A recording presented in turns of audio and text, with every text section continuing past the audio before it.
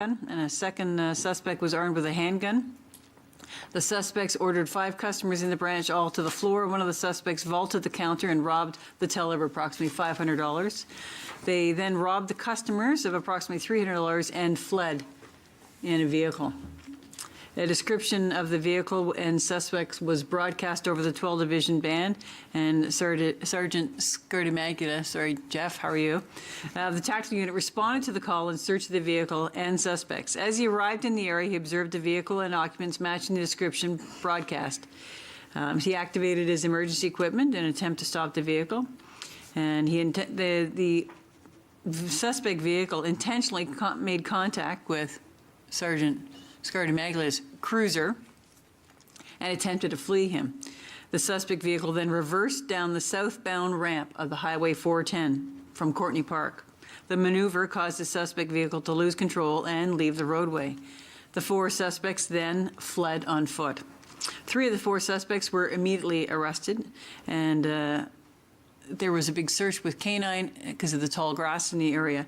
So the officers' quick response to this led to the arrest of these responsible, as well as the seizure of the stolen items and the firearms. So excellent, just outstanding work by these officers. So I thought this is a really good one to talk about. This is a daylight armed robbery of sawed-off shotgun and a handgun. The victims in this bank, and I say to think that these officers were out in the road, hearing this and recognizing the car, and immediately took action and were able to apprehend these offenders. So I wanted to recognize them for their excellent work today. So, if they're not too shy, can you ask them to stand up? yeah, gentlemen, you want to come forward? That's okay. That's okay. So that's it. Jamie Wallace, Chair. This is Jeff Skirtimagula, the Sergeant, and Justin Williams. So, Thank you so much. You not only make the chief proud, you make the board proud. We are very proud of you, what you have done, and this is what makes Peel reputation so good, that crooks have no place here. Thank you very much. excellent.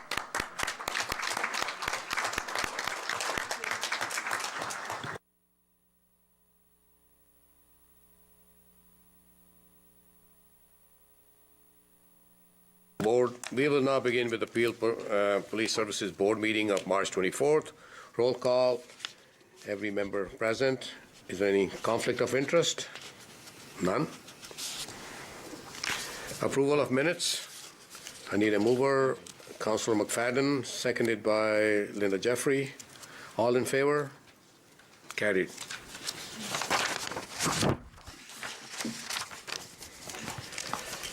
We will now move into deputations. A reminder that deputations will be limited to 10 minutes, and I will let you know when there is about a minute to go so that you can wrap up. The first deputation is Ms. Ursula Cooper Bennett of Mississauga Watch.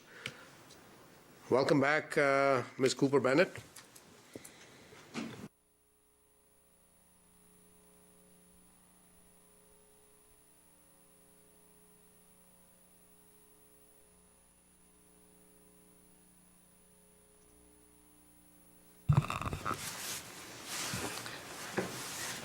I've practiced this, and this takes about 10 and a half minutes.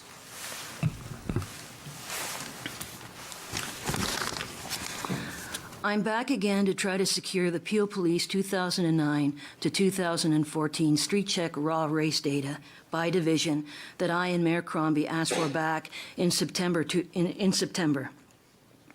as well as the Patrol Zone Raw Race data that I requested in January 2017 to be released for Black History Month.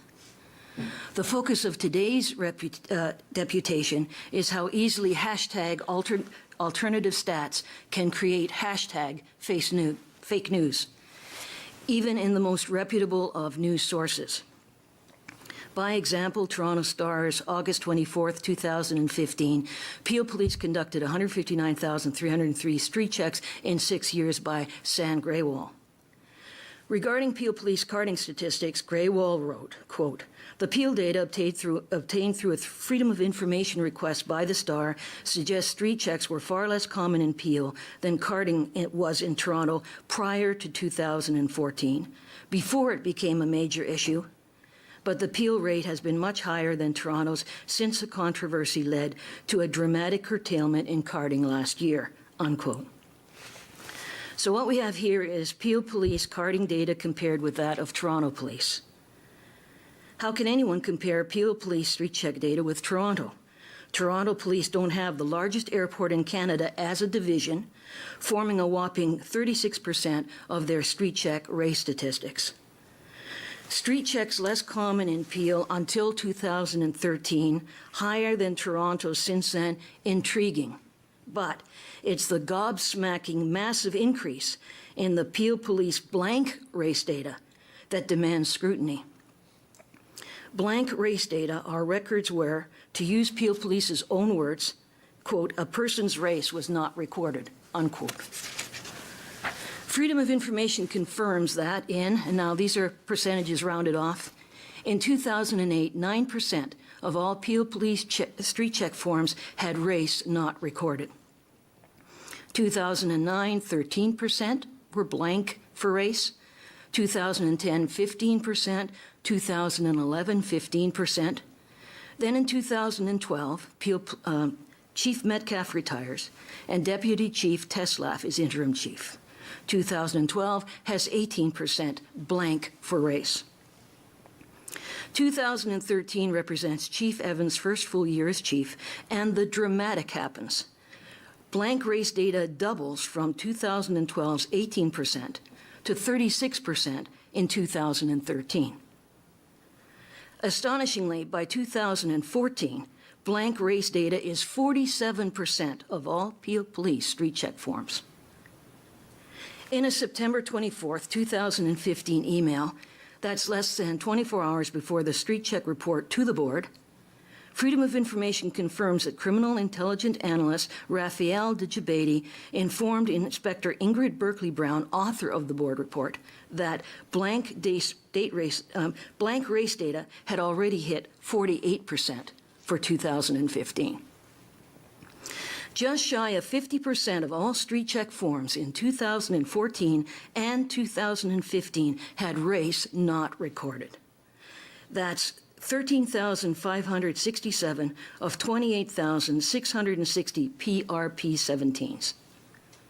How does almost half blank 2 years in a row escape unreported to the board, who had directed the chief to provide, quote, "a full review of street checking practices by the Peel Regional Police," unquote. So in 2015, because Peel Police uses its bumper crop of 48% blank race forms in its calculations, the percent of blacks carded would come out at a low 17% versus 32%, which would be the result if they calculated it using the York University research team method for the Ottawa Police Traffic Stop Race Data Collection Project, that is, by not including forms where race was not included. It doesn't take a rocket scientist to know that if a police force includes blank race data in their race calculations, the greater the percent of blank street check forms, the lower the percent of the real races. So to review, Peel Police blank race street check forms double in 2013 to 36%, then flirt with 50% blank race in 2014 and 2015. Then Freedom of Information shows that on September 15th, 2015, again, just days before the street check report is presented to the board, Berkeley-Brown et al. Rebrand their, quote, "blank race data" to, quote, "no race," instead of no race data, for reasons that were successful. At the end of my September 2016 deputation, I urged that the Peel Police Services Board direct Peel Regional Police to provide all data used in the preparation of analysis of street checks 2009 to 2014. That was the PowerPoint presentation. And street checks process. That was the written view that you would have had. And I closed my January 2017 deputation with, finally, I'd like to remind the board that carding has a profound impact on the Black community. Recall that for Patrol Zone 21130 Malton, 51.4% of those carded from 2009 to 2014 were Black. And that statistic was withheld from the Black community and the board. And then I continued, I request that Peel Police provide Mayor Crombie, the board, the Black community, and me with Peel Police Patrol Zone contacts by race, as I detailed earlier by Wednesday, February 15th, 2017. Well, it's now March the 24th and nothing. So, retrospective analysis of video shot at the October 13th, 2015 Malton Street Check Public Consultation Meeting records Peel Police Chief Evans saying, and this is a video transcript, the officers are placed at the tables to answer questions. Anytime, please. I want you to feel free to ask any questions, and at the end of the night, I'm going to be answering questions, unquote. Video shows Inspector Ingrid Berkeley Brown, author of Analysis of Street Checks 2009 to 2014, and who Chief Evans referred to correctly as keeper of the records, was placed at a table. Printed on the chart paper behind her was a request from the all-Black group. Quote, be more transparent on the real numbers, unquote. I submit that Brown had a moral obligation to have formed her Malton table on the real numbers. That for Patrol Zone 21130 Malton, 51.4% of those carded from 2009 to 2014 were Black, and that since 51% is an average, some years will be less, some more. She didn't, however. When I didn't hear back from the board, I filed Freedom of Information for all the Peel Police Street Check Patrol Zone data that I had requested in my January deputation. In its March 2, 2017 Freedom of Information response letter, Peel Police informed me that my FOI Patrol Zone race stat request, that's for adults and for those under 18, took them 8 hours and is charging me $240. Since the participant at Inspector Berkeley Brown's table requested the real numbers, and that Chief Evans began that street check public meeting with, the officers are placed at the table to answer questions. This patrol zone data should not only be free, but should have been provided as part of an appendix in the full review that the 2015 board had directed and never got. I draw your attention to the executive summary for the October 24th, 2016 Ottawa Police Services Traffic Stop Race Data Collection Project. In it, the York research team, I'm almost done. In it, the York research team made this recommendation to the Ottawa Police Services Board regarding raw data, quote, make readily available the data collected for this research project on race and traffic stops. The raw data made available should allow for analysis that goes beyond the scope and methodology of the report, but within the legal limits of the Freedom of Information and Protection of Privacy Act and the Municipal Freedom of Information and Protection of Privacy Act, unquote. And Ottawa does, they do. All the Ottawa Police traffic stop raw data and study data are accessible online. Good on them. So, and now I am wrapping up. So, in the course of the Brampton, Mississauga Street Check public consultations, several people asked for the real numbers. I'm requesting that the Peel Police Services Board direct Peel Police to release the FOI Patrol Zone race stats currently held at 22 Division. Failing that, given that I volunteered to provide the board with a full review of street checking practices by the Peel Regional Police, I ask that you at least go 50-50 with me on the Freedom of Information requests or the costs. But last, if you don't, that's fine. I'm heading to 22 Division straight from here and will pay all $240. Apparently, no one has ever seen Peel Police carding youth data by race before, let alone analyzed it. So thanks for listening. Thank you very much. Thank you. Any questions or comments? Thank you. Oh, I'm going to turn this off. I'll move receipt of the deputation. Okay, Chair Dale, seconded by Norman Nicholson. All in favor? Deputation accepted. Second deputation is Ms. Paula Lamb, Coordinator of the Peel Committee Against Women Abuse.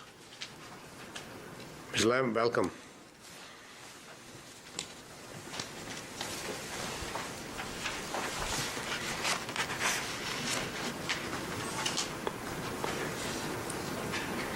So push the yellow button when you start. Thank you. Okay. Good morning, everyone. Thank you for having me. My name is Paula Lamb. I'm the coordinator for Peel Committee Against Women Abuse, otherwise known as PCAWA. PCAWA is a community collaborative of over 40 community agencies and partners that are committed to developing a coordinated response to ending violence against women in Peel.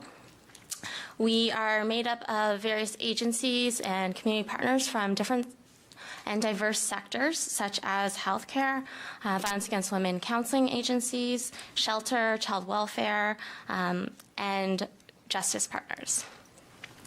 So, to start, Peel Committee Against Women Abuse would like to respond to the Globe and Mail's unfounded "Why Police Dismiss 1 in 5 Sexual Assault Claims as Baseless." A 20-month Globe and Mail investigation into police-reported sexual assault allegations has revealed how police services across Ontario record some sexual assault complaints as unfounded. A formal police classification that means a crime was neither attempted nor occurred. Unfounded rates remain high in many Ontario regions. Inconsistencies and unfounded rates from sexual assault also emerged.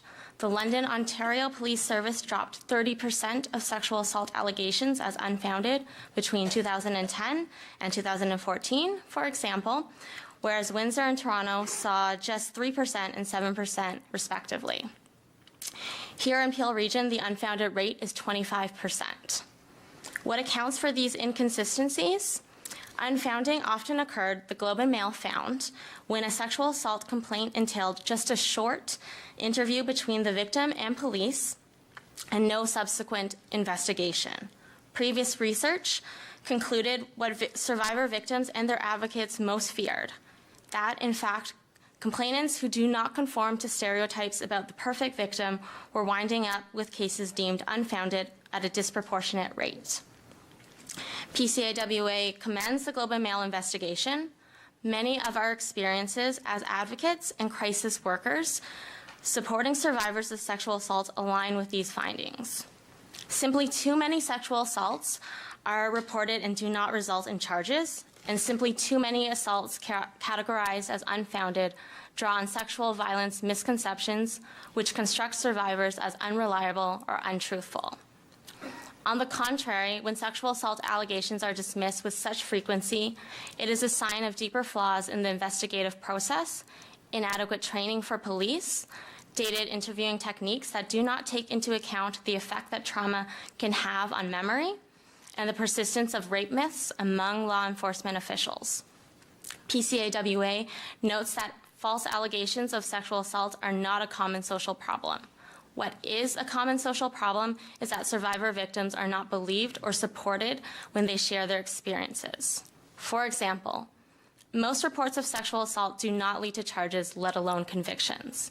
Out of every 1,000 sexual assaults in Canada, it's estimated that 997 assailants walk free, 33 are reported to police, just 29 are recorded as a crime, 12 see charges laid, 6 are prosecuted, and just 3 lead to a conviction. The majority of sexual assault offenders are in fact known to the victim in some way. Acquaintances, friends, and dates are more likely to use verbal pressure, negative consequences, threats to relationships, or victim-blaming rhetoric. For example, you know you wanted this. If you tell about what happened here, you will be in trouble. During episodes of sexual coercion. This inevitably impacts upon a victim's ability to resist or report what happened, or in many cases, even name it as violence. Sexual cases most often scrutinize survivor victims, their actions or reputability as witnesses, as opposed to the alleged offender who is not required to testify. Social misconceptions or myths concerning sexual assault persist among offenders, victims, and the public. Much of these myths suggest that innocent men are commonly accused of sexual assault, and women often lie about it to get revenge for their own benefit or because they feel guilty about having sex. In reality, the rate of false reporting for sexual assault is no different than any other crime. The Globe and Mail investigation sheds light on the enormous barriers that survivor victims face. As sexual violence survivor advocates, we at PCAWA have observed that too often, systems meant to support victims disbelieve them, work to discredit them, or see them as somehow complicit in their own violation. Police services have an important role in supporting victims of crime.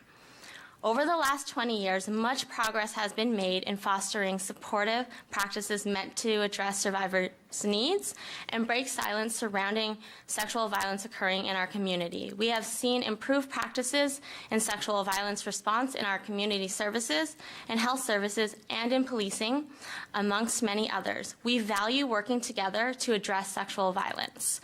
PCAWA makes the following recommendations to our allies in police services and those working in the criminal justice system. Improve organizational accountability in your services processes for responding to sexual assault complaints. We are asking the Peel Regional Police to ensure everyone in the police services, from first responders to detectives to superintendents, that are responding to sexual assault survivors in respectful and supportive ways. We have spoken to survivors who do not feel they were believed or that their voices were heard, and do not feel that the complaint process to the police is effective. The scope of the Office of the Independent Police Review Director can be very limited, and cases are often referred back to the police to investigate their own complaints. Survivors do not want to make complaints about police to police. There are systemic barriers to reporting sexual assaults to the police, as well as reporting complaints to the police. We are also asking for a more public statement on what you are doing to improve support for survivors of sexual violence. While PCAWA has some information about the internal review that is happening regarding unfounded sexual assault cases because of partnerships with the Peel Police, general members of the public have not received a media release or easy-to-access information that the Peel Police are committed to responding to and investigating their unfounded rate. A general online search of police responses to the Globe and Mail investigation throughout Canada does not have information about the Peel Police, and it appears as though the Peel Police are doing nothing. We also recommend to take strategic actions to reduce problems that can lead to flaws in the investigative process that foster high unfounded rates. Useful actions can include improved sexual assault disclosure training for police, learning about and implementing interviewing techniques and procedures that consider the effect that trauma can have on memory. For example, ensuring the victim has rested and had time for traumatic memories to consolidate. Take leadership in fostering educational and training opportunities that actively challenge the persistence of sexual violence myths among law enforcement officials. While we recognize that police complete training already on these issues, we are pushing for more training and more improved training. We have heard from survivors who are not believed by the police and are told victim-blaming statements, such as, "Why did you wear that? Just go back to the abuser, it's not that bad." This is an opportunity for the Peel Police to be leaders in new and ongoing training for their officers, and we want to work with them in this area. We are also recommending to implement an advocate or systemic case review model. It's often called the Philadelphia model, so to reduce unfounded cases where possible. We were happy to hear that Chief Evans had announced that the Peel Police had started an internal review of current unfounded investigations from January 2010 to present-day cases.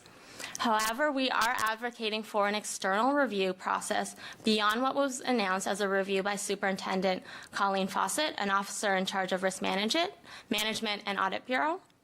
We would like an external review outside of police services that includes sexual assault community partner agencies and advocates.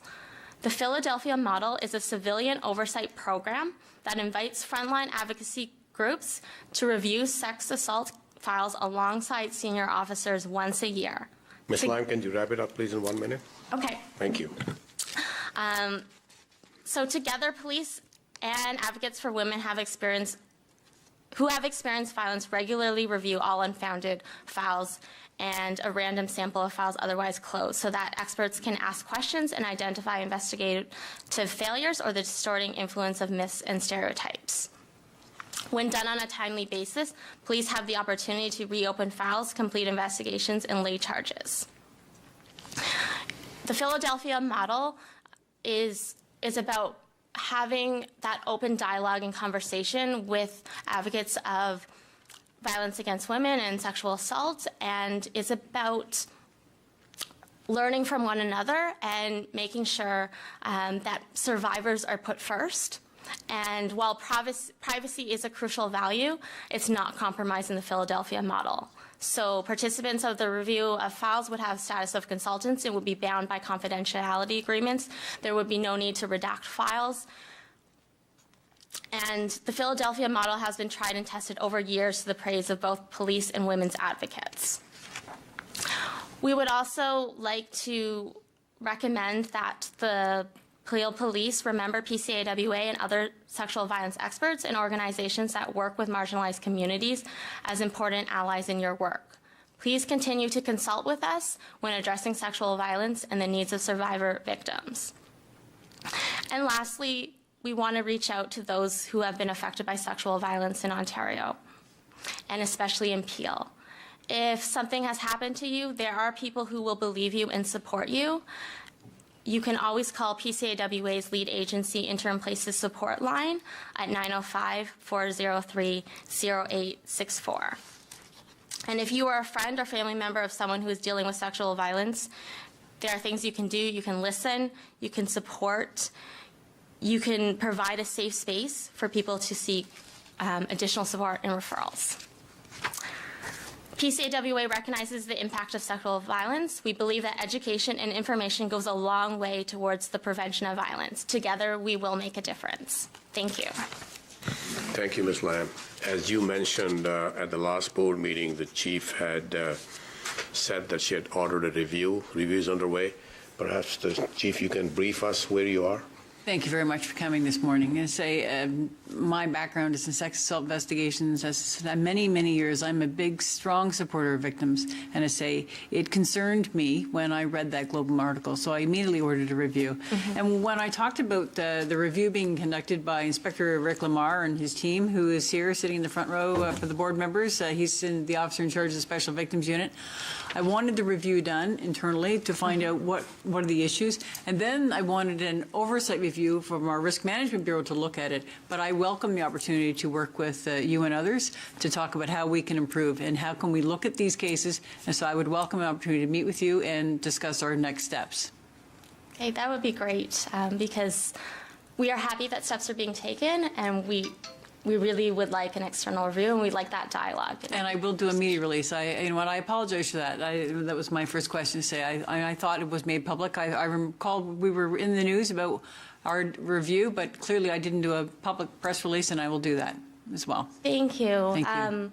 Yeah, community individuals have contacted me, and I did listen to your statement at the Peel Police Services Board meeting last meeting, and it wasn't well known. People didn't know that the statement was made. It was only through my contacts that I found out.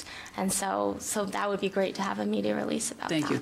And we have an officer sitting on your committee, a Peel Police officer? Perfect. We Excellent. do, yeah. Thank you. Okay. Thank you, Chair. And thank you. Excellent presentation. Thank you, Chief. Jeffrey? Thank you for coming this morning, and I'm really pleased that our chief already showed some proactivity when the story came out, because I think it's something that the whole board was alarmed at when we read the story.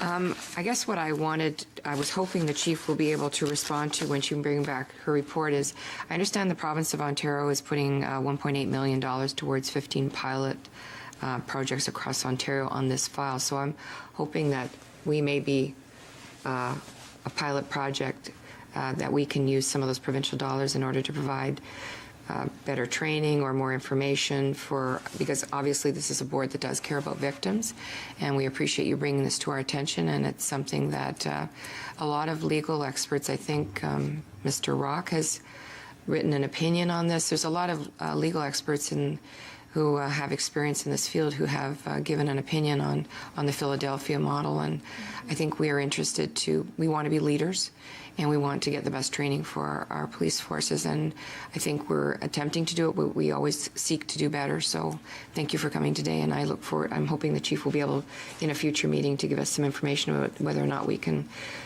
access some of those provincial dollars to assist the work that you're doing. We will be exploring that. And I know I reached out to the Ontario Police College and I got the statistics. So last year, we were only able to send 3 officers on the sex assault course. So that's also something we're pursuing to try to get more sex assault investigating courses and more to the frontline officers as well. So thank you. I just want to add that your recommendations, the 4 bullets that you have on page 2, the chief and we discussed it, and none of these things was a surprise to her. So she is in line with this.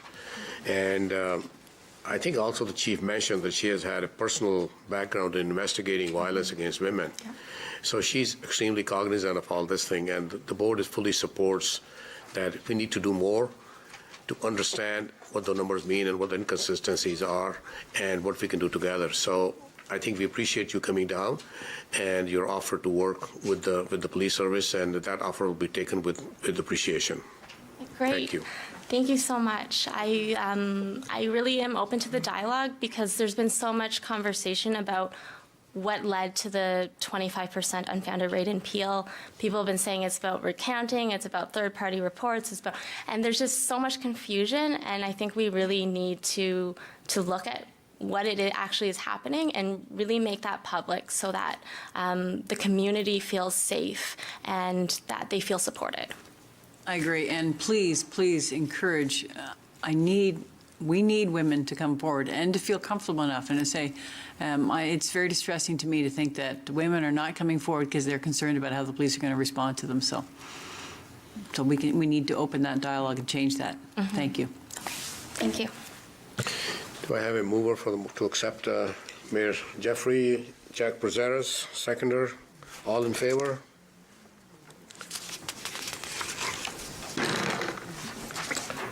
Now we move to the deputation.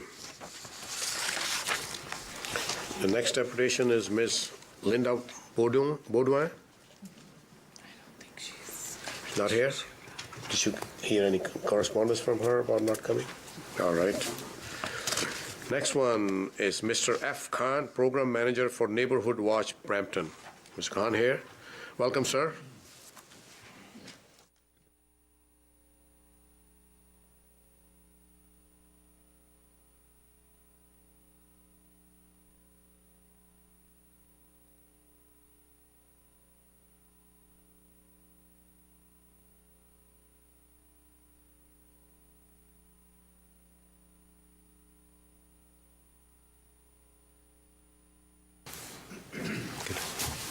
Good morning.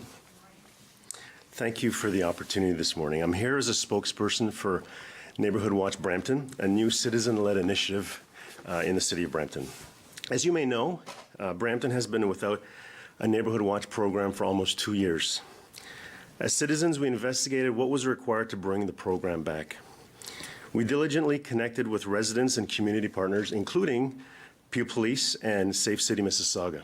For the past 8 months, we have been developing the Neighborhood Watch Brampton program because of a genuine appetite for a community-driven initiative. Since the beginning of this year, we have implemented the first phase of our plan, and residents have responded enthusiastically.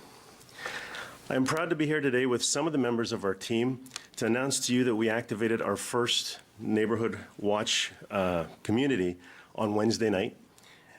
and we also took the opportunity to officially launch the program across the city. With little promotion, we have over 500 people already registered as watch members, and this is from 900 visits to our website. This is an incredible conversion ratio. 30 of our residents have already stepped up to start their own watch neighborhoods and are in various stages of deployment. Each startup watch neighborhood represents between 50 to 100 homes. We have been preparing for exponential growth. Our team has designed a comprehensive solution to handle the volume of interest that we have seen, to also help watch captains be more efficient, and to educate interested watch members. We are utilizing online videos and a sophisticated text and email communication platform. We are currently waiting on the City of Brampton to respond to our request to handle the Neighborhood Watch sign installations. We've asked for the same assistance that the City of Mississauga provides to Safe City, Mississauga. We were recently notified that we will have access to the weekly property crime data from Peel Police. This is great, and we are very thankful. However, we would like to go on record to express our desire for an open data approach to releasing this data. I'd now like to show you two videos we've produced. The first is a promotional video that Community Liaison Officer Adrian Woolley worked with us on. And I'm going to start it now, and hopefully our staff can help me out.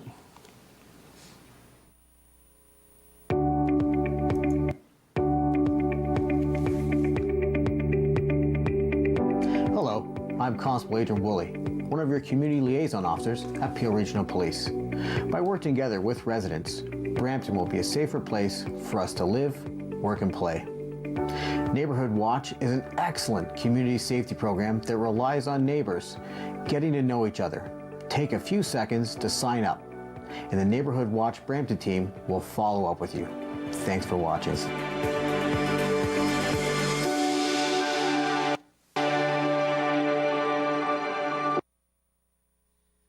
The next video is delivered to registered watch members only. It is one of 6 videos that are released over 5 days after a resident registers with us.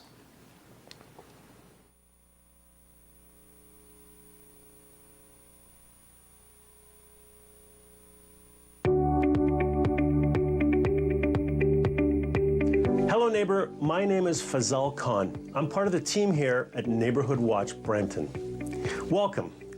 We know your time is valuable, and so we've prepared a short series of videos for you to watch over the next 5 days. They'll get you up to speed on the program and make your neighborhood safer. Don't worry, they're very brief. If you have feedback, we'd love to hear from you. Simply reply to the email that you received to watch this video. Now, let's get started with an introduction on what the program is. Neighborhood Watch is a brand new program designed to help prevent crime in the city, especially around our homes. The first watch communities in Brampton are starting to come online right now. You might be asking, why do we need Neighborhood Watch? Isn't that why we have police? The police respond when they see a crime or when a crime is reported, and they only have so many officers to do that. We have hundreds of thousands of residents who can be part of the crime prevention process. But let's be very clear, Neighborhood Watch is not about patrolling like we often see in the US. It's about getting to know our neighbors who live around us so that we can contact each other if something seems out of place. That's all. It's very simple. You'll see that even the logo being used now is much less intrusive, but still very effective in detracting criminals. The last thing we want is confrontation. And of course, we always rely on the police for both emergency and non-emergency issues.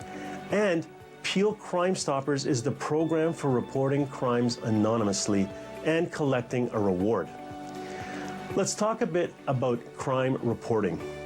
Studies show that more than 2 out of every 3 crimes are never reported. This is why Neighborhood Watch was started way back in the 1960s in Queens, New York, as a result of inaction from over 30 witnesses who failed to report a murder in progress. On the screen is a quick snapshot of burglaries over the past 30 days in Brampton and parts of Mississauga. And here is a look at theft from motor vehicles in the same 30-day period. That's a lot of crime happening in our city. But don't be alarmed. Relatively speaking, we're doing okay. But we don't want you or your property to be a statistic on these maps. When Neighborhood Watch is implemented well, you can expect a reduction in crime, property crime, of about 80%.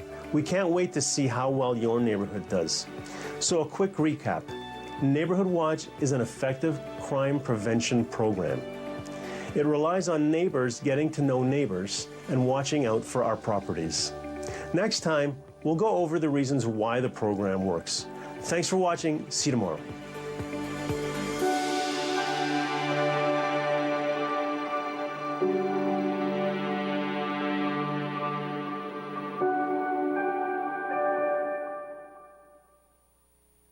We are very thankful for the assistance of Peel Police in helping us get set up. I look forward to your comments and questions.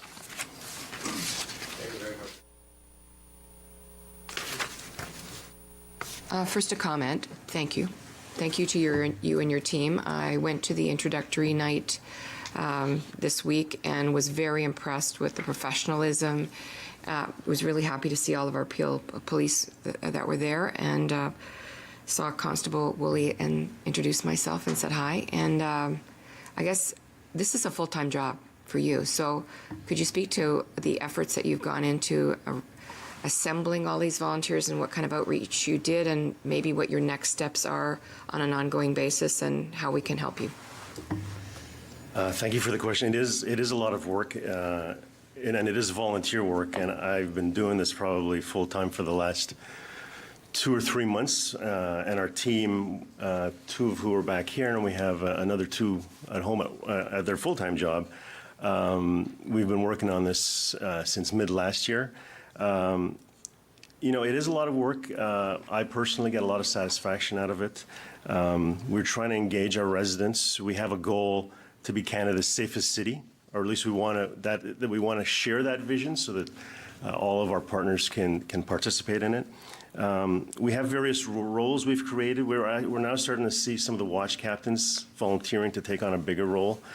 But at the end of the day, we know that for this program to continue and to thrive, we need dedicated resources, similar to what's happening in Mississauga.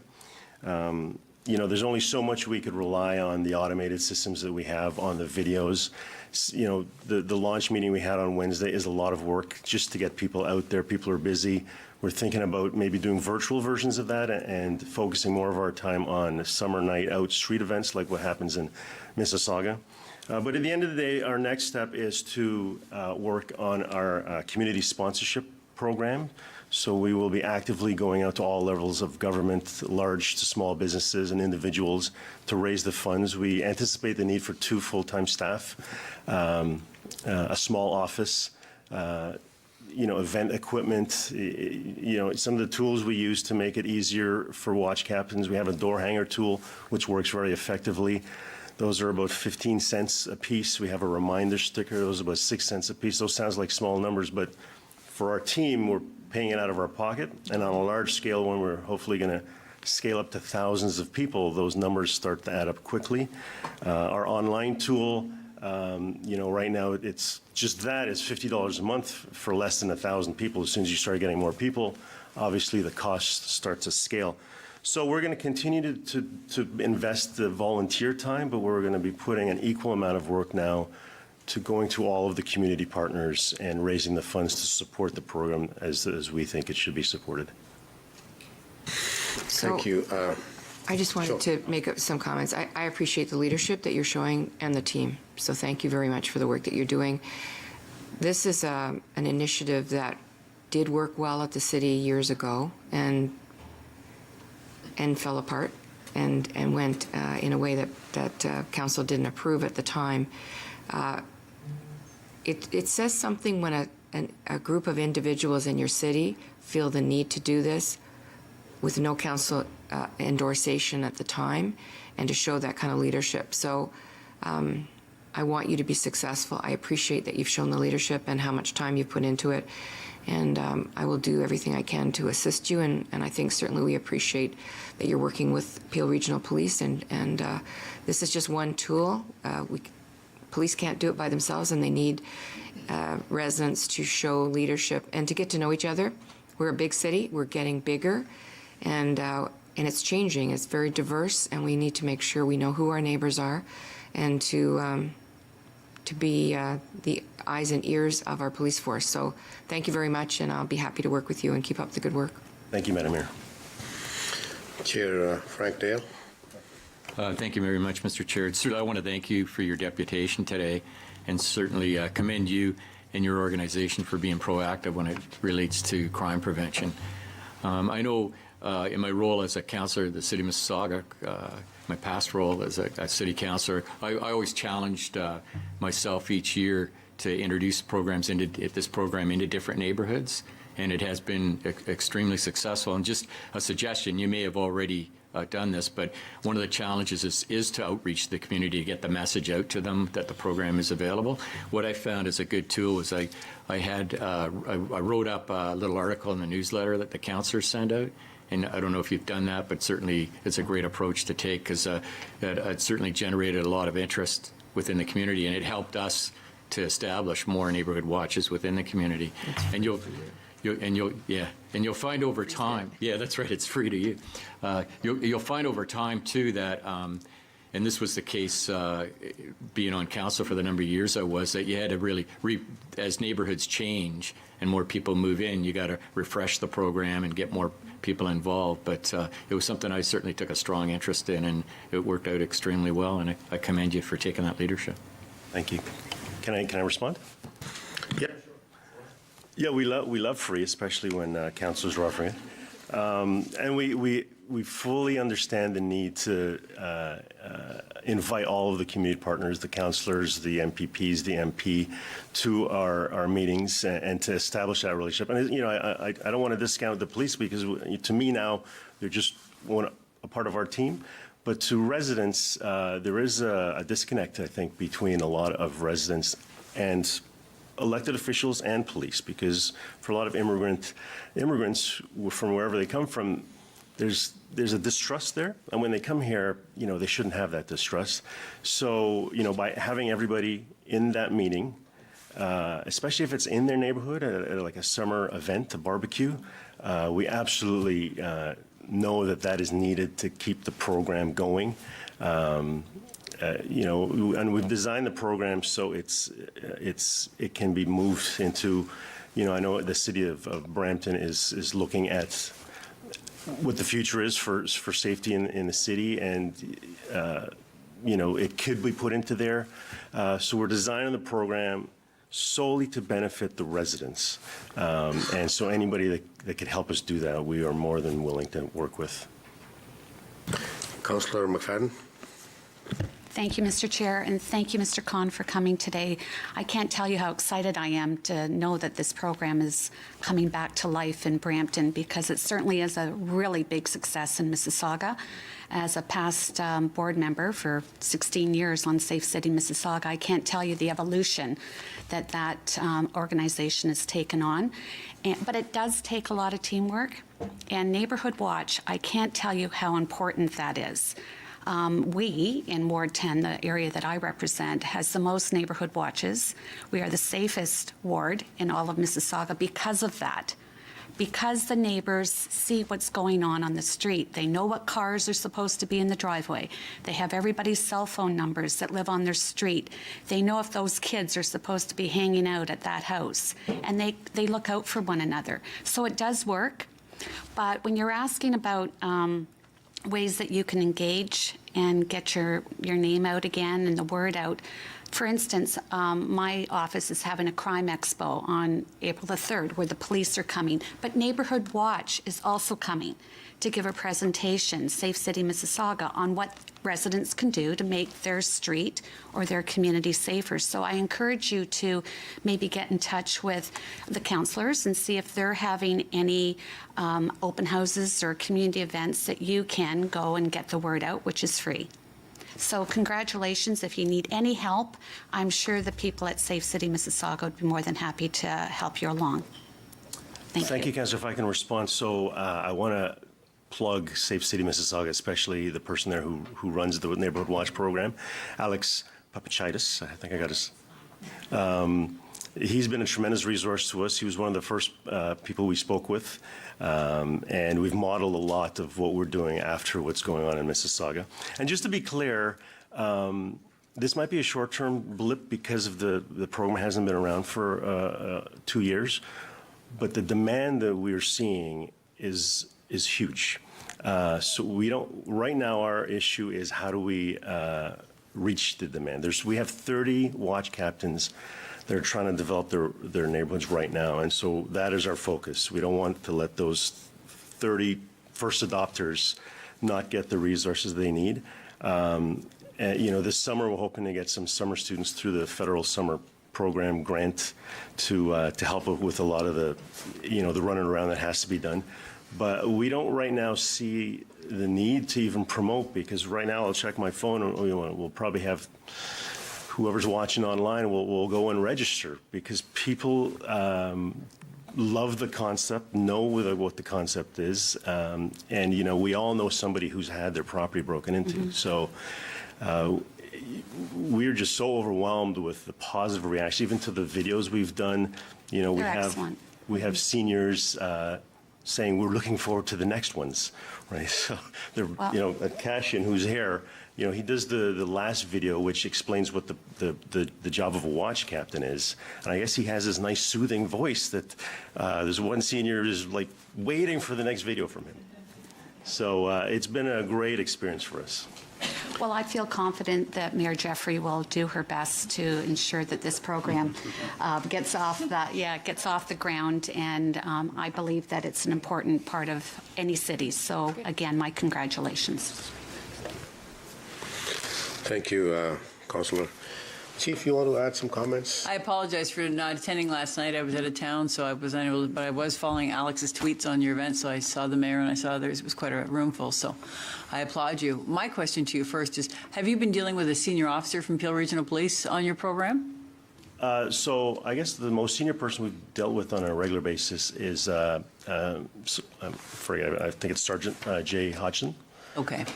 So his inspector's in the room here, so I'll be speaking to his inspector later on, just because this is the first time I've seen these videos. So, I mean, I'm a little caught off guard, I have to say. I applaud neighborhood watch programs. I think they're great. But Constable Woolley, he is such an ambassador for Peel Regional Police. He does an amazing job in Brampton. But I would like to know more about, because it would appear that Peel Regional Police are partnering with you in this, but I have not seen this. So I just need to say that to the board members, because I've seen this video and this is the first time. So I would like to get more information about this. So I'm going to say, well, that's what I'm trying to figure out. Who in Peel Police have you been dealing with? It's at the sergeant level. Well, hopefully we don't get anybody in trouble. No, you won't be getting anyone. No, because you know what? I can't stand, my whole philosophy is safer community together, because we as Peel Police cannot keep everyone safe. So I applaud you for your work and your efforts, and to say outstanding videos, and I know you do great videos, I said, but I would just like to learn more about this, because this is the first time I'm seeing this, and my deputy's sitting beside me, he's also the first time they're seeing this as well, so we would like to have further conversations at this. So, and I think the board members need to know that I have not seen this before either, so. So I know Adrian is getting a hard time from his peers for doing the video, but we were also caught off guard on how receptive they were to doing it, and so we weren't going to question, because we know there's an authorization process you need to go through, but we didn't question it. We'll talk offline. That's all I can say. Adrian and Sergeant Hodge, no one's in trouble for this, but we clearly need to have further discussions about this, because so you have 30 watch captains. Have they done their vulnerable records checks? Have they done all their volunteer checks to ensure? Because I think in the past in the States, a lot of the times the neighborhood watch programs are failing because people would stick up the stickers in their homes saying this is a safe home, but people weren't keeping up with their vulnerable records checks, so it was a big risk. So I think that's what the mayor was starting to get into, is the funding, and it is expensive, but it's also the risk that you take. So there's a lot more conversations that have to have. So, but I applaud you for clearly initiating a great conversation starter. Thank you. Well, so in terms of the risk, it's the 6 months last year that we spent looking at this. We asked, and I don't want to get Alex in trouble either, we asked, do watch captains need a police check? And he said, well, I think since the early 90s, they have not done any police checks for their watch captains. And so we're cognizant of how we share contact information and addresses and things like that. So at the activation meeting on Wednesday, it was the first time where neighbors had the opportunity to share their contact information. They willingly give us their contact information when they sign up. They give us their phone number, their mobile number, their address, their email. So, that is not data that we take lightly, and it's not data we can even share with our watch captain because they haven't authorized us to do that. So at the watch meeting is where we have an exercise where we provide stickers and envelopes when they register. And in there, they have their own information that they can go and give to the watch captain. So it's a physical action that they've taken to give that data. Now, we also don't want to compare this to like the block captain program, where we're saying that a house with a sticker is a house that you can assume is someplace safe. We're not saying that at all. And we're very cognizant when we're speaking in the training videos that this is not a replacement to any police program. Any issue that is police related, go directly to police. At the end, I will just echo all the thoughts you've heard. I really appreciate. I think this is the kind of initiative of citizens that make this Peel so wonderful place. So thank you very much for your effort. And I think what you have also heard is all the kind of cooperation that you will get from the police and from the city. So thank you for coming. Great, thank you. Motion. Councilor McFadden, Jack Brazaras. All in favor? Passed. Now we have one presentation today entitled Crime Mapping and Analytics, which I understand is related to last month's deputation on this topic. Dr. Rafael Jabati and Mr. Oscar Castaneda from Peel Regional Police are here to present. Mick, are you going to join them, or are you going to sit up in the audience? And Mick Sachdev is also involved. Are you coming down to? You might as well, sir. So this is our crime analytics team.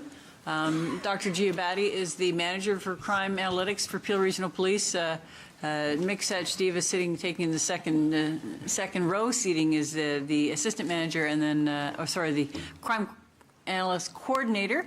And Oscar is the, what's your title? I know you do all the geomapping and all the coding. GIS analyst. And you do so much more. So following Mr. Osborne's presentation last at the board meeting, I thought it was important for the board and the community who follow the board meetings now to see the crime analytics and the work that goes into all the crime mapping. That we have just such an outstanding team in Peel Police, and I thought we'd demonstrate that today. So.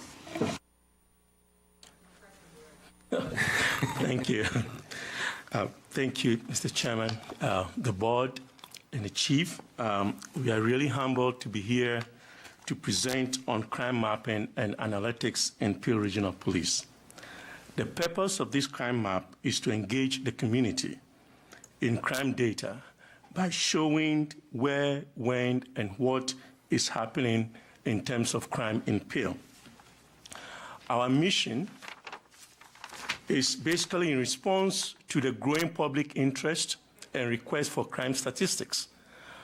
Over the years, the request for crime statistics and crime information by the public, by regional councillors, or by community agencies, neighborhood watch, businesses, and academic institutions has increased tremendously. As a result, we based our premise on creating this crime mapping on the idea that the more informed the public are, the more engaged they will be in tackling community safety issues, and the more action they will take to support the police. And we invited and received input from various stakeholders and community partners in creating these crime maps. These include Safe City Mississauga, then Brampton Safe City, various neighborhood watchdogs in Mississauga, the Crime Prevention Services in Peel, Information Privacy Unit, and Corporate Communications. The system was designed and developed in-house for various reasons. We have the expertise and resource in-house to do this work without actually getting any external vendors doing this. So we developed this in-house with our own expertise and our own resource. This, in fact, create a cost effectiveness in the way that the system was developed. We don't have to pay for software or any annual maintenance, which could run into thousands of dollars.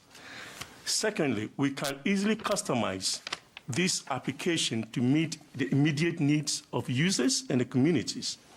And finally, we have full control of the data because we do not have to ship the data to outside the country, to United States, as others have done in using these crime mappings. Other agencies have, in fact, shipped data outside the country for it to be displayed on crime maps.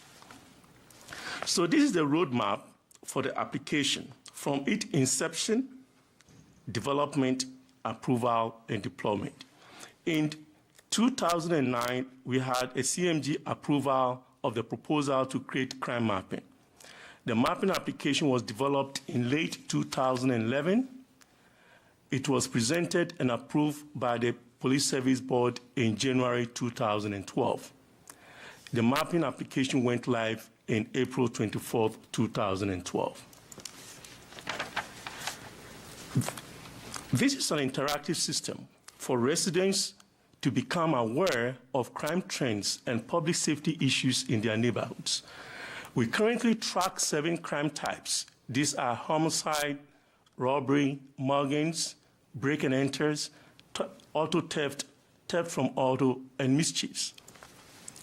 We are going to expand these to include indecent acts, sexual offenses, drug offenses as well, or any other crime types that the community or the residents deem necessary that we should display on the crime map. Currently, users can map these crime locations by street level. They can do that by divisions.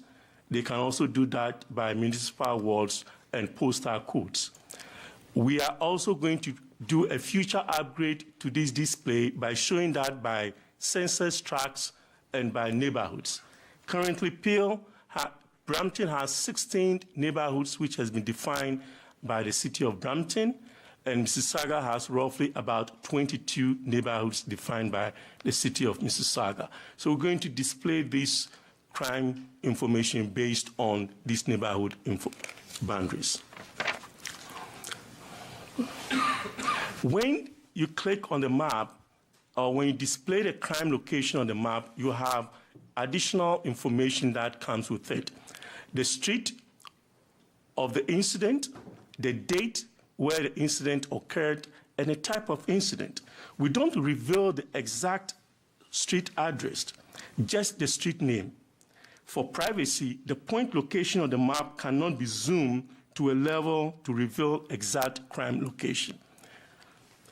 We also overlay locations with other land uses, such as retail malls, parks, parking lot, commercial or recreational centers are also displayed on the map. This may educate the public to correlate, for instance, high incidence of car theft with parking lot, right? So it's always important to have such overlay to give a clear understanding as to what is happening. Users can display this crime incident for the past 1 week or by 1 month, period. The map is updated daily to show new incidents. And it also can be shown using a satellite views, such as the Google map. So you can see the real Google map visualization of the location where this crime is happening. Now, to run some statistics on this, we have an annual average of 27,000 visits to the crime mapping website. This translates to 2,200 active visitors for each month. About 75% of these visitors are new, while 25% are returning visitors to the site. 71% of the users access the mapping application using desktop, while 29% uses mobile device. Now, we are having a trend The trend is gradually shifting towards the use of mobile device to access the mapping application. And as you can see the chart right beneath the red one, you can see an increasing trend going from 2012, when we have just 11% mobile device users, to almost 29% of mobile users this current last year, actually, for 2016. Our focus is basically how to use mobile technology to enable public to access and visualize crime data anywhere, anytime, using any device. And that is the purpose by which we want to create a robust and advanced mobile dashboard environment for the public to have access to up-to-date snapshots of crime trends in their neighborhoods. However, to do this, we need to strike a balance between victims' privacy and the public right to know about the incidents happening in their community. So there's always a balancing act that we need to do. The sky is the limit, but again, we need to have a balance between privacy of victims and the public right to know. And publishing these crime maps and statistics with identify many benefits that we can't articulate here. One, it enhances transparency regards to what is happening within the community. Two, it supports community engagement because we believe that it promotes public interest in whatever is happening in their community. So, and next, it also improves public confidence in our crime statistics. And not only that, it also reduces the time span for the public to gain access to crime information. As community needs changes, we believe that technology also improves alongside with it. PRP, the Peel Regional Police, will continue to adapt the mapping application to address any public concerns or issues as we grow from this stage on. Now, to just take you to this website, I'll have a simple snapshot of what we have. So we begin with the website. You go to the Peel Regional Police crime website, and right, I think on the second bar right here, you can see the crime maps right there. So when you click on that, we should see the street outlay of the region. Now, there's a disclaimer that basically comes up, which basically says that we have a disclaimer which talks about the police does not assume any liability of the use of data, and that users should not interpret the visualization as related to any specific person or property. We also provide legend of the various 7 crime types that we keep track of. Now, the first map basically shows 1 week snapshot of theft from vehicle. When you click on any of these locations, it displays information about the crime type, the date, the time, and the location of this crime. We can also go to 1 month or 30-day snapshot of what is happening. The next slide, as you can see, shows you the snapshot of all break and enters over the past 30 days. When you click on any of these locations again, it will display the crime type, the date, the time, and the location of these incidents. Next. Now, you can also, in fact, do a historical 1 month data. In this snapshot, you can see 1 month snapshot of the month of January. You can type in February, April, May, whichever month you are interested in for the crime location to be displayed in that regards. In this case, we have 1 month snapshot of crime locations for the month of January. Now, we can do that also by street level. All you need to do is to type in the street. In this example we have here, we have Huron, Ontario being typed right out there. I want you to look at all the crimes that occurred on the street level of Huron, Ontario. It shows you the dotted point all across along the street of Huron, Ontario. The crimes are for the last for the past 30 days. And this is for the last 30 days. We can also display this by postal codes, so that if you want to know the postal code, you want to overlay the postal code with this street with this crime location, you can do so. And we have all the postal code for the region, and we have created an overlay of those postal codes as well. We can also do that by municipal wards, right? So we have Brampton, Ward 6, 5, 1, 3, and 7, as well as that of Mississauga, can also be overlaid on the crime locations. Now, we have the internal capability to deploy a more robust and advanced analytics.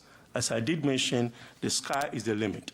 We have many leading technologies and advanced methodologies that we can implement.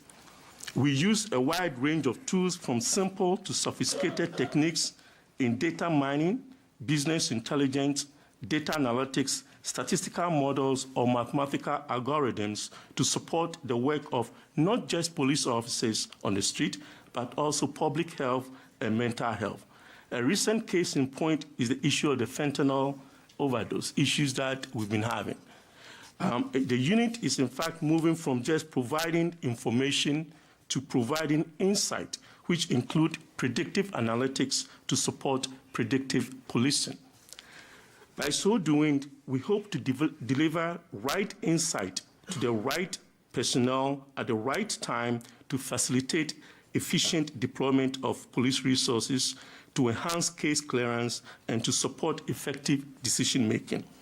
The next few slides are just examples of what we've done with crime dashboards, which we have developed in-house with our own resources. The first is a crime alert dashboard, and these are all internal crime maps. This crime dashboard displays crime incidents or crime spree within a specified radius. It shows the crime alert issued by the crime analyst to help officers look out for suspects based on the suspect descriptions. The next dashboard shows address location with high frequency of police calls for domestic violence. This is an interactive dashboard system which enables officers to engage residents and direct them to social interventions to address issues of domestic dispute and violence. It also shows the proportion of domestic violence per division, municipality, and this, in fact, assists our domestic violence coordinators to coordinate and deploy police resources to the community. The next one deals with a dashboard for shootings, gun violence. This shows gun shootings across the regions by division and patrol zones. It also reveals hotspots of gun crimes by time of day, when the crime is happening, what type of gun was used, reasons for the shootings, whether criminal intent or suicide, or when an officer is in a line of duty. To measure the seriousness of the criminal intent, the dashboard also shows whether victims was hit and how many shots were fired. The next shows traffic ticket. This is a crime dashboard that shows provincial offenses, such as traffic ticket, or sometimes liquor offenses as well. The statistical information is displayed by year, by month, by day of the week, time of the day, by charges, by officers, and by which platoon they are in. And again, this is an interactive which provides an effective data visualization tool to assist in police deployment of resources. Now, the next slide deals with traffic enforcement. And this is our street network file. We begin with a basic street network. And then on quarterly basis, we plot the collision count by intersection to reveal which intersection or street segment has a lot of accident, right? The bigger the dot, the more traffic accident or collisions we have. Then we plot the major collisions where there are fatals or serious personal injuries. So the red dotted point gives you fatals or serious personal injuries traffic accident. Then we overlay and analyze 3 years of historical collision data to identify areas of high probability of traffic accident. And then we have the last drink information, which display links with liquor bars where drivers had their last drink to assist officers to initiate proactive enforcement, to advise patrons and bar owners as to what steps they should take to avoid such incidents. Our road safety services uses this model to deploy resources strategically and tactically. We continue to improve this model with more data from the weather, from engineering services to enhance how effective we can use this resource to support police engagement to the public. And to that, I say thank you, and that's the end of my presentation. Thank you very much. Any comments or questions? Just wow, that was absolutely phenomenal. Thank you. What a great presentation. What are you doing on April 3rd? I'd like to come, I would, actually, I'm being honest. I just sent a note up to my EA and said, we got to get that team out there to give this information to the community and let them know exactly how proactive we are working to make sure that our communities are safe. So you'll be getting a call from David Rackman, Okay. and just to see if you can come out and do this in a little shorter version. But certainly this is excellent news, so congratulations. Thank you, sir. Thank you, Mom. Chief? Raf, how long have you been with the police service now? 17 years. So maybe you can assist, because and I'm asking you a question, and you know the whole danger of asking a question you don't know the answer to. I know the answer, I just know you're not prepared for this question. Earlier today, you saw a presentation by Ms. Cooper Bennett, and somehow I was feeling it was implied that when I became chief, I ordered a different way of doing street checks so we could then mask or hide the race data. Is that true? Definitely not. Okay. I mean, we do have issues with collecting race data. Sometimes the PRP contact cards are not meant for persons. They could be bags found At the airport, the luggage? At the airport, which may sometimes raise some alert as to what it's containing it, and that's not a person data. When did we change, and I'm not sure you'll know, or maybe Mick or Oscar may know, when did we go from a paper-based process, the officers would fill out a paper-based card, to something that was online in their cruisers and was electronic? Was that around the same time I became chief? Exactly. I think that's around the time that you became the chief, when we decided to move from paperwork to electronic capturing. Thank you. And at some point, we discovered that the race was on the second page for the overlay instead of the officers would fill out the names. Yes. Am I correct? And when we identified that, we corrected that? Exactly. You corrected that, I didn't. Exactly. I did that because on the second page, and sometimes that is not get captured. So we decided to have that rectified, to have it on the front page for the officers to enter that piece of information. And we're officers of the belief that if I entered in the name John Smith, and I knew John Smith was a regular being entered into the system and was on the system already for previous crimes, we're officers under the belief that the data would automatically update the race, that the system would do it instead of them having to manually press And that? that's correct. In the past, what we have is officers have the notion that so far as the person's name is on the system, the race or other descriptors will roll over with it. And sometimes we do have system hiccups, and when that happens, it doesn't roll up. And that may explain high number of no race data.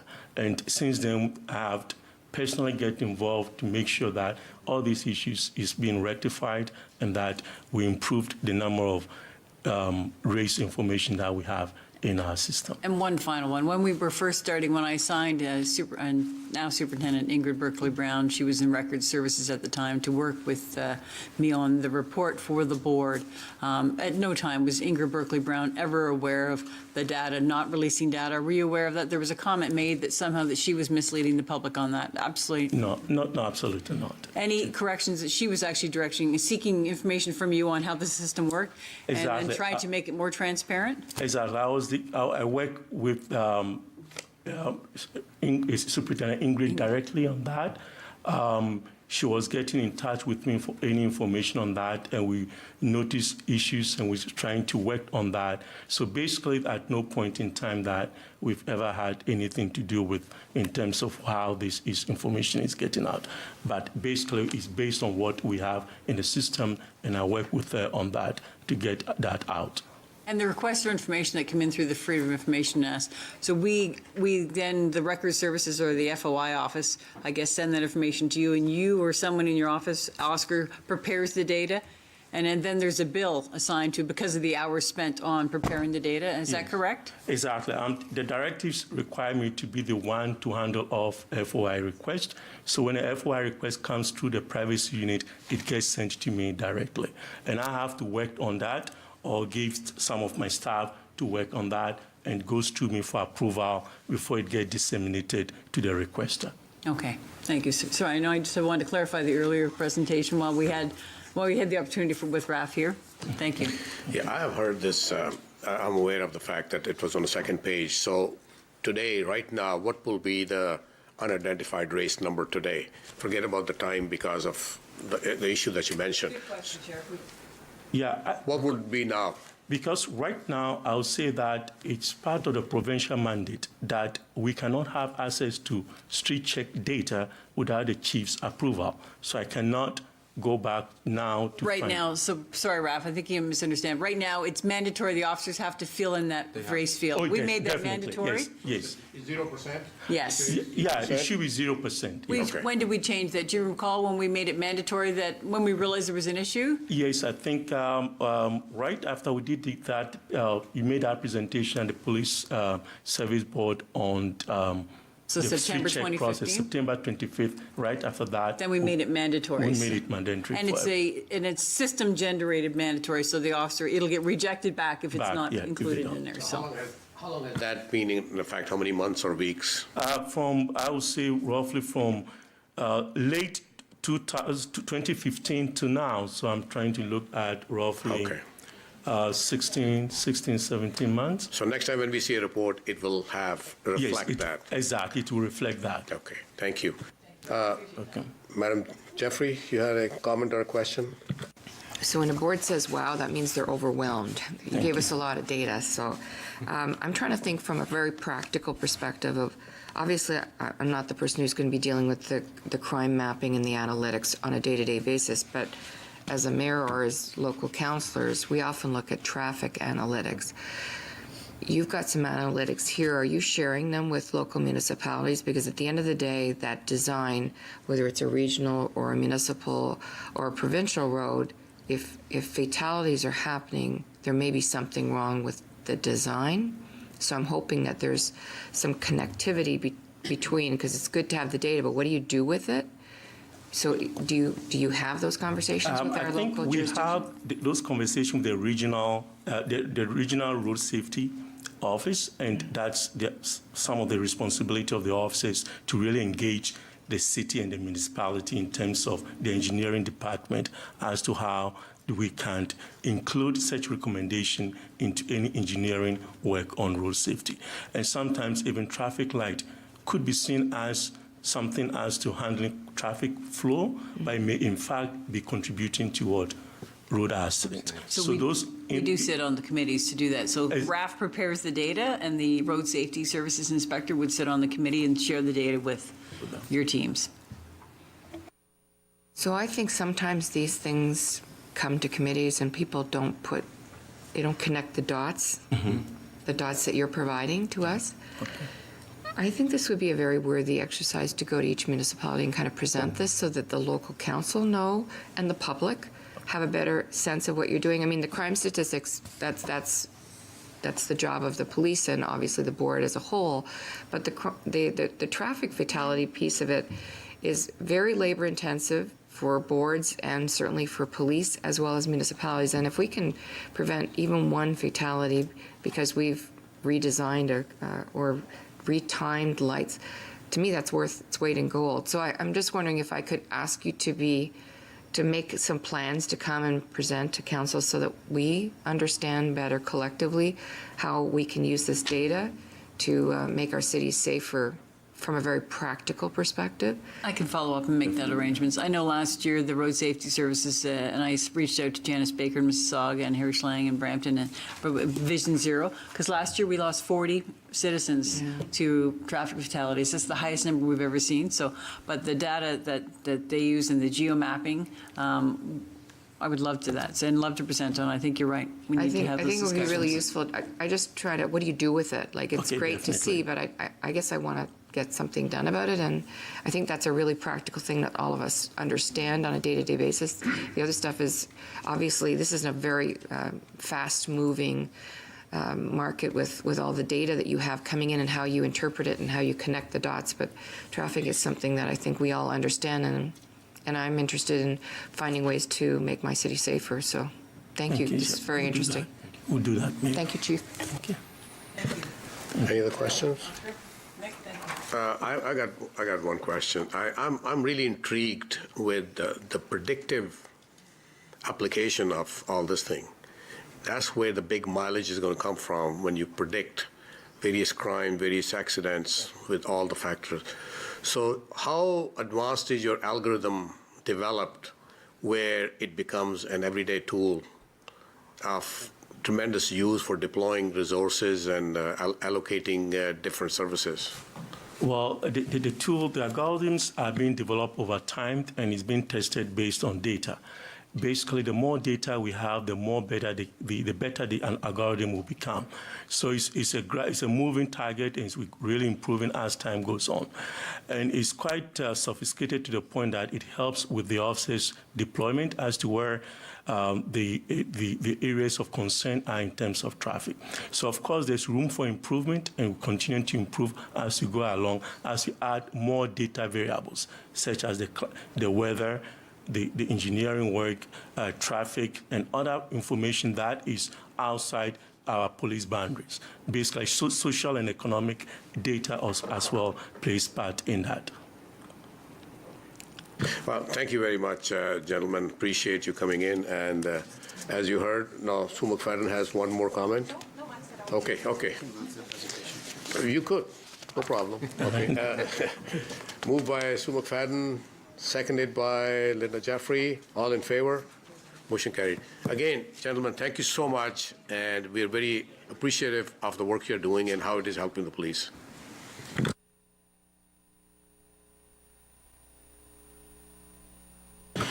Okay, next item is to approve the consent agenda. We will now move to receive items 41 through 45 on the consent agenda. Can I have a mover, please? Linda Jeffrey, seconder Jack Brazeras. All in favor? Everybody in favor? Carried.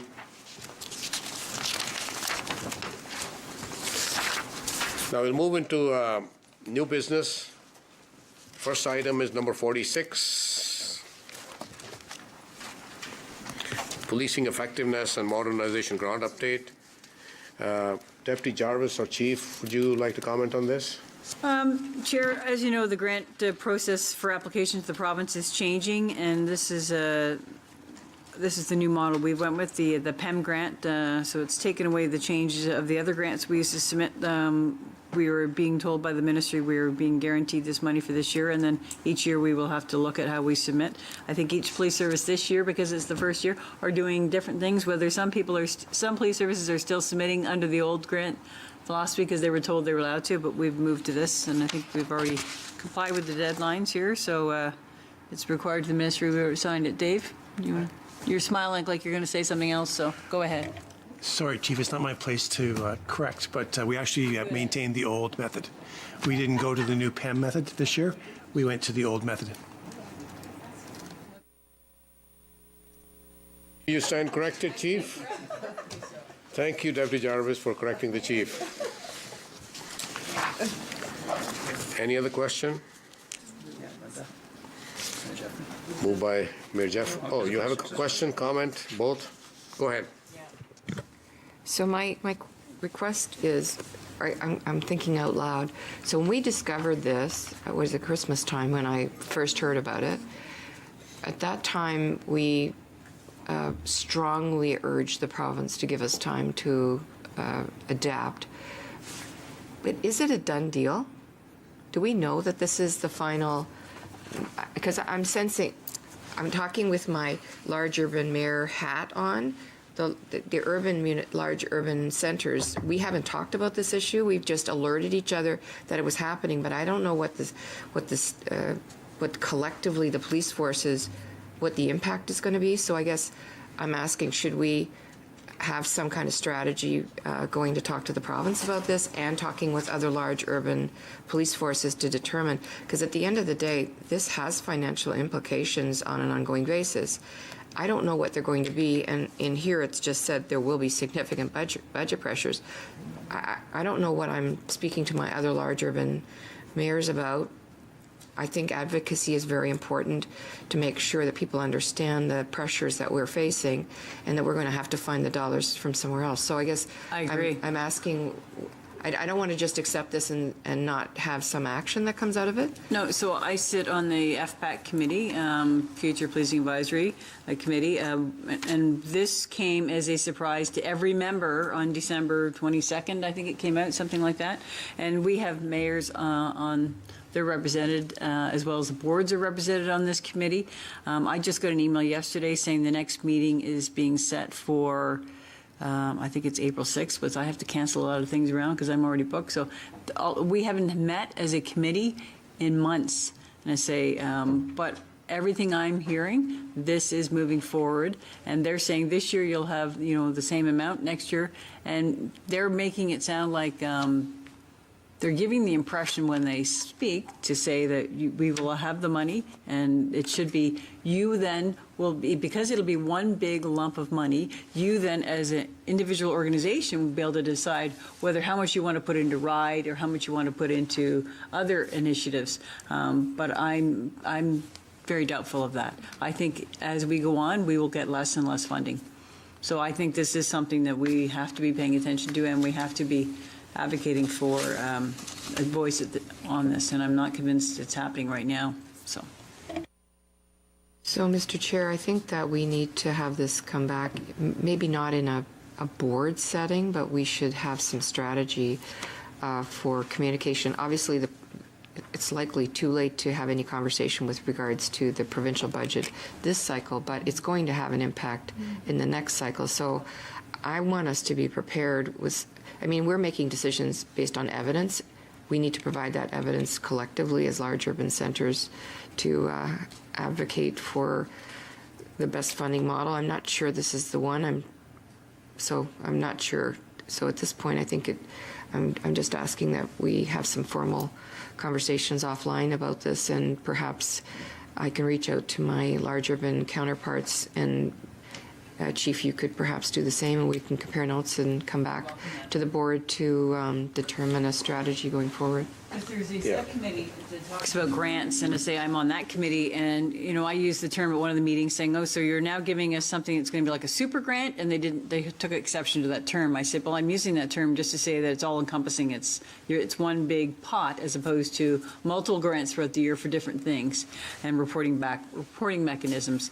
I think this is still a work in progress, but I find that the staff is at the ministry is changing as well, so the meetings have been interrupted, and I think then what's going to happen is we're just going to get another memo on December 22nd of this year, and it's not going to be as good news as we hope. Chief, is there anything that Mayor Jeffrey can help you with to facilitate because of her contacts and her past experience with the provincial government? Is there something? Your memo from the large urban mayors, I think that assisted, and I think that got us the extension this year, and I think we need to continue to follow up with the ministry on that. So maybe what I can do is, we have a meeting, I think it's in May. I'll put this on the agenda for us to and alert our members that we'd like to get some feedback from them. Maybe we'll do that next week. Yeah. So I'll give them some alerts so that they can start preparing their data. I don't think any of us are opposed to change. We all want to do things better and more efficiently. It's just, it's hard to take a large organization and change its financial model overnight without at least having a phasing in process or a determination as to whether we're not doing those programs anymore, because I think that's where this is going. some programs will disappear completely if we don't get the funding for them. So, okay, I'll work on my side and we'll come back to the board with some feedback after those conversations. Thank you.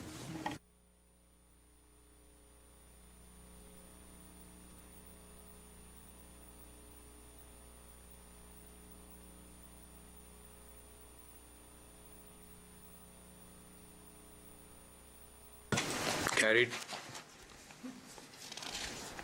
All right, next item is item 47, volunteer police vulnerable sector check fee process change. You want to give it? Chief?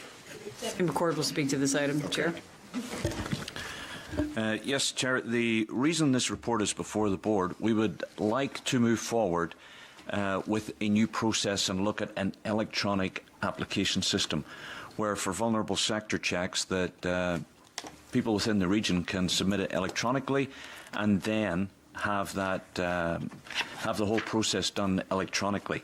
To do that, we do have to address one issue that exists, and that currently we have a list of organizations that receive vulnerable sector checks for free. And then we have another group of organizations that are charged for those vulnerable sector checks. And we would like to eliminate that, that group of organizations that get it for free and have a more equitable process, and then start charging a fee as we move forward in 2018. So it would take effect from January 1st, 2018. Chair Dale? For those who may not know, I think in layman's terms, it's a police check for volunteers. Yeah, and I certainly respect this report and recognize the fact that it's twofold, really. It's to look at cost recovery as well as to look at fairness, particularly in view of the comments that the Deputy Chief has just made. My only concern that on this is that I feel that it may have an impact on some organizations maintaining their current complement of volunteers. And on that note, I would just ask that a report come back forward to the board in, let's say, 6 months or a year after it's implemented to see if it did in fact have any kind of impact in that regard.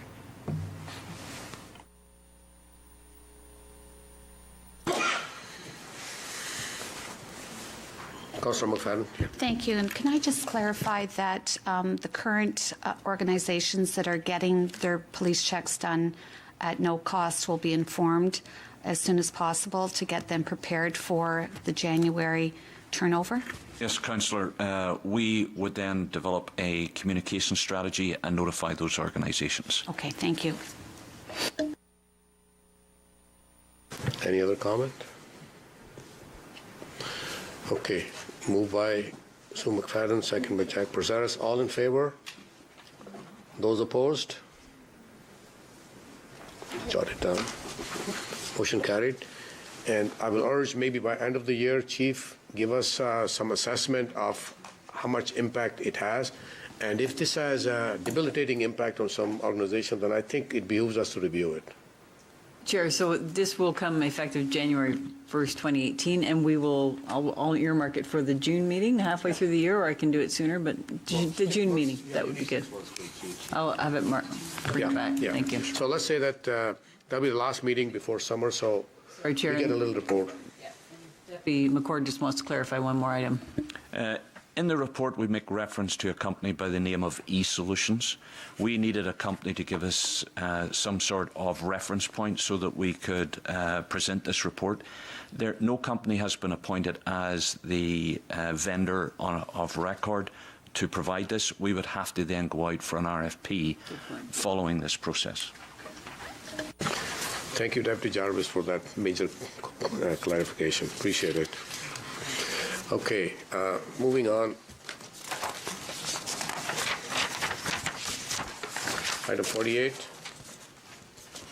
Mr. John McDonald from the Region of Peel Loss Management is here today. Can you please speak to the report?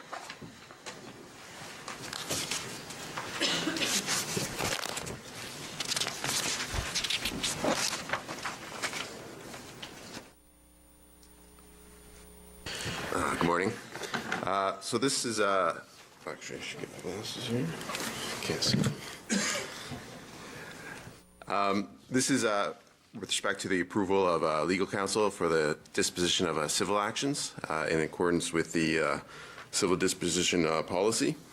And typically, or routinely, we first look to the region's legal services group to defend matters, and where they don't have the capacity to do so, we go externally.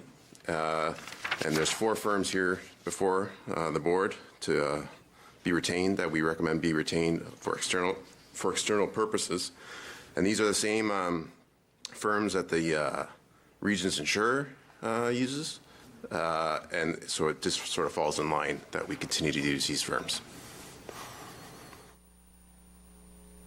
Surprised not to see Patrick O'Connor here today to give you a little moral support. That would be nice. Pardon me?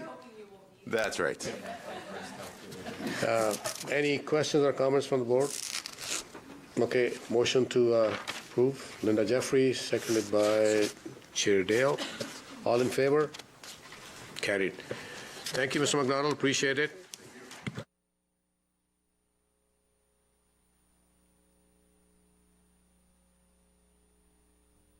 Item 49, External Funding Assistance Public Police Program. Deputy Jarvis, our chief, you want to kickstart it? So I've learned my lesson. I'm going to hand this over to Deputy Jarvis.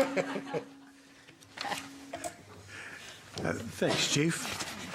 The report's fairly self-explanatory. It indicates that in 2016, we received funding in the form of grants of just over or just under $18 million. The report indicates how that money was funded and where it was used for. It is required by bylaw for us to report it to Regional Council as well, and that would follow this report. Comments or motion to $25,000,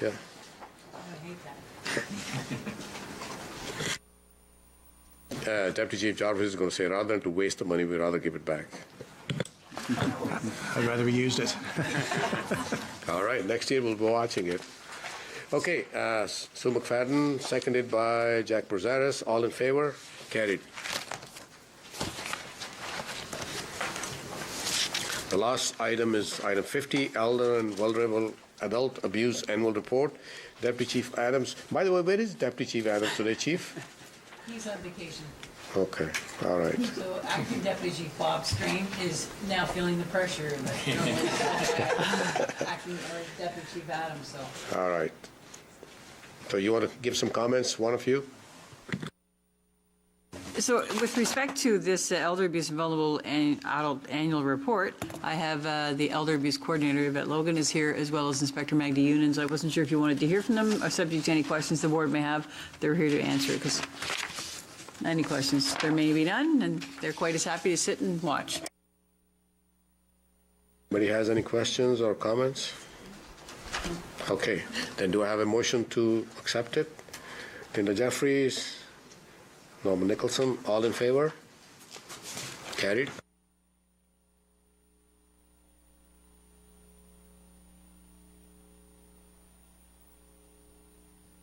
This concludes the public portion of the meeting.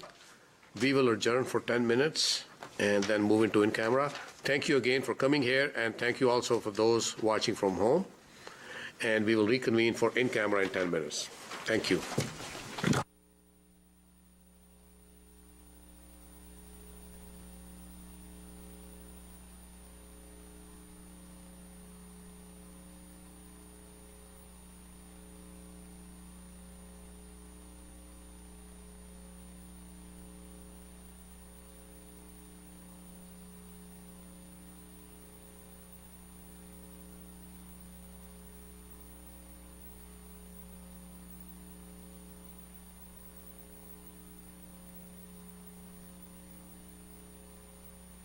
Everyone. I'm Laura Velada. And I'm Patrick Power. Make sure to watch Single in the City only on Rogers TV.